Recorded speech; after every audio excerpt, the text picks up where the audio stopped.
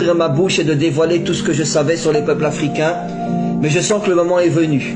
Le moment est venu de dire la vérité, de dévoiler.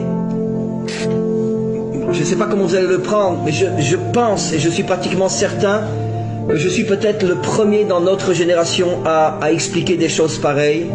Ça n'a jamais été encore fait avant moi.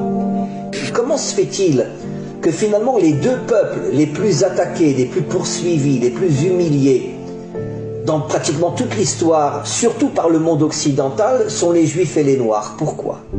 C'est quelque chose qui interpelle. Comment se fait-il? Comment c'est possible que les deux civilisations les plus méprisées, les plus humiliées, les plus poursuivies de l'histoire, c'est parce qu'il semblerait que dans le subconscient ou même dans le conscient des dirigeants occidentaux, ils savaient que le peuple noir avait une mission qui allait... Parce que justement, c'est ce que j'explique. Quand tu veux savoir quelle est la mission d'un homme, regarde le mal qu'on lui fait. Si un homme est transformé en esclave, ça veut dire qu'il a une nature de roi. Et pourquoi on le transforme en esclave? Pour l'éloigner au maximum de sa mission d'être un roi.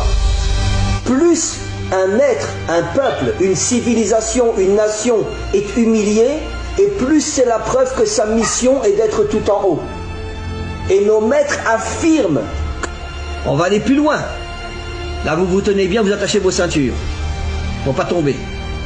Je vais vous expliquer quelque chose d'extraordinaire.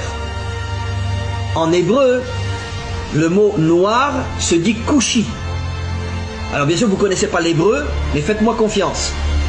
Le mot kushi s'écrit en hébreu Kaf Vav Shin Yud. Kaf Vav, vous savez qu'en hébreu, chaque lettre a une valeur numérique.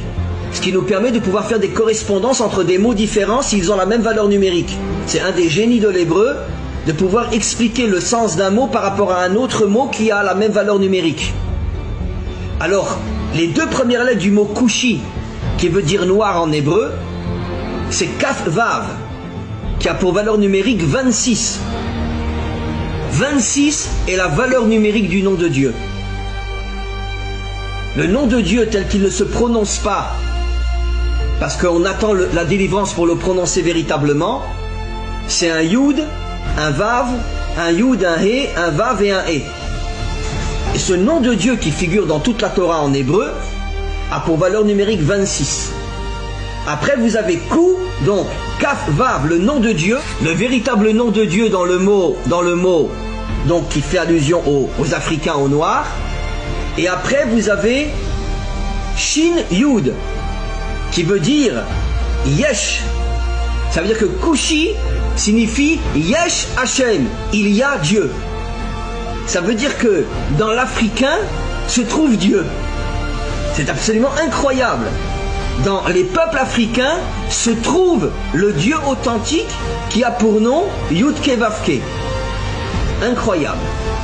Ça veut dire que caché à l'intérieur des peuples africains se trouve le véritable Dieu.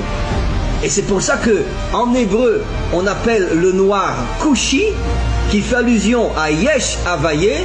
Dieu se trouve à l'intérieur des peuples africains. Incroyable. Incroyable. On va aller plus loin. Là vous vous tenez bien, vous attachez vos ceintures pour pas tomber. Comme je pense vous le savez tous, aujourd'hui il y a des centaines de milliers d'Africains qu'on appelle venant de la tribu des Danites. D'accord? Vous avez entendu parler de ça bien sûr, la tribu des Danites. Ce sont des centaines de milliers d'Africains qui sont surtout au Congo, au Gabon et en Côte d'Ivoire, il y en a pas mal. Mais au départ, les Danites se sont enfuis du côté est de l'Afrique et ils sont arrivés en Éthiopie, d'où l'origine des Juifs éthiopiens qui sont pour la plupart revenus en Israël ces 30-40 dernières années. C'est important. Ça par contre, je l'avais déjà expliqué, mais je vais vous le redire. Pourquoi? Pourquoi les Noirs? Eh bien parce que nos maîtres nous révèlent depuis des millénaires que la couleur qui correspond au dévoilement de la royauté de Dieu, c'est la couleur noire. Ça veut dire que vous savez que dans nos textes, chaque attribut divin, chaque qualité divine lui correspond une couleur. Par exemple, la bonté, c'est la couleur blanche. La rigueur, la dureté, c'est la couleur rouge. Et la royauté de Dieu, c'est écrit dans nos livres depuis des millénaires, c'est la couleur noire. Alors c'est quelque chose d'absolument incroyable. Ça confirme encore ce que j'ai dit. On va aller plus loin.